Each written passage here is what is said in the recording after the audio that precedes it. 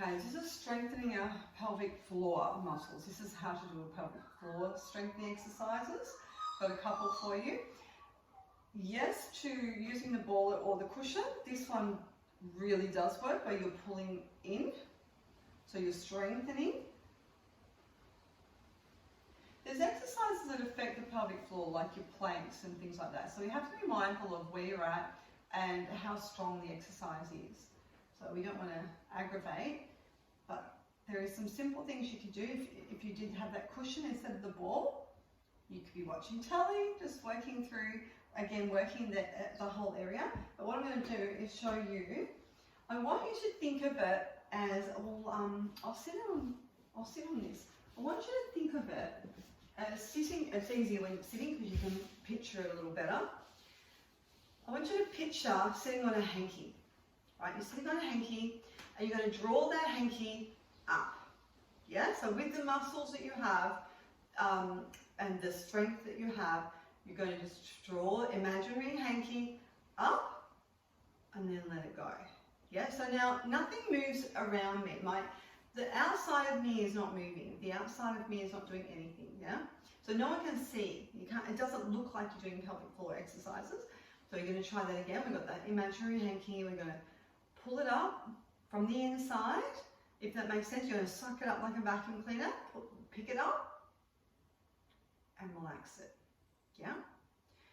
Now, number 2 is a little bit harder. It's called the elevator, and similar to that where we're going up. But this time we're going to test out how many levels we can go. So we're going to go up level 1. So we get the same sort of movement where we're drawing up, we're pulling up that hanky. Level 1. Next level 2. Pulling up further. Pulling up further. Level 3. Again, it may not feel like you're doing anything. It's just a practice. We have to practice and practice at this. And it also may feel like you can't go very far, that you don't have a lot of power and you can't hold that. So over time, that will get stronger and stronger by drawing up. Now, if you're not sure if you're actually using those muscles, if we were to hold in wind, for instance, we close off the back. So we know how to do that, right? That's not a pelvic floor exercise, but that's how we identify what that would feel like. Same if we were trying to stop ourselves from having a wee. We can contract those muscles and stop the wee. That is not also an exercise, right? So I think in the years, a lot of years, we were told that that was how you work the pelvic floor muscles, but it's actually not true. That is probably helpful in identifying those muscles and what it might feel like if you're using those muscles, and if they're working okay. Yeah, so things that affect our pelvic floor is weight, is our age, menopause, lower estrogen, children, bearing children, lots of things, right, that can affect our pelvic floor over time. But it's not something we can't work on. It's a muscle. So a muscle can be strengthened just like every other muscle, right? So let's try that one more time. So we've got the pelvic floor with just the hanky, where we're just drawing the hanky up and releasing.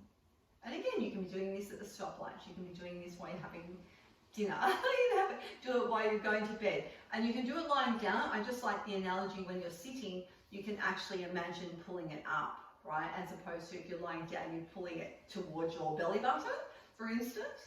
So you've got to pull it that way. So it's a different thing. So just drawing it up and relaxing. But again, I'm not clenching. I'm not doing anything else anywhere else. I'm just using those muscles when I'm pulling up the hanky and letting it go.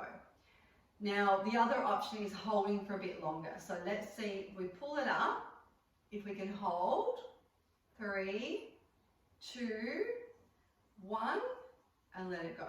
Now with the elevator, the difference is we're going back down slowly. So we're holding, releasing, holding, releasing. So if we do the elevator again, drawing up, and we're holding, bring it up again, we're holding, bring it up one more time.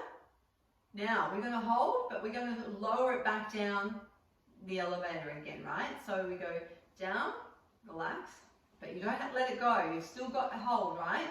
Relax a little bit more, still hold, relax a little bit more, and then back down. Does that make sense?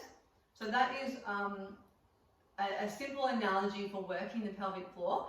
And there is some more exercises I'll be giving you, which are kind of that next level, which exercises that will actually help improve the pelvic floor as well. I do love the ball, the cushion as well, just because we're using those muscles around, not just the pelvic floor itself, but we obviously want to be able to work the whole body holistically to help strengthen the whole area and get that hip stability and the pelvic stability happening, which is hence why we're doing this workout, this video.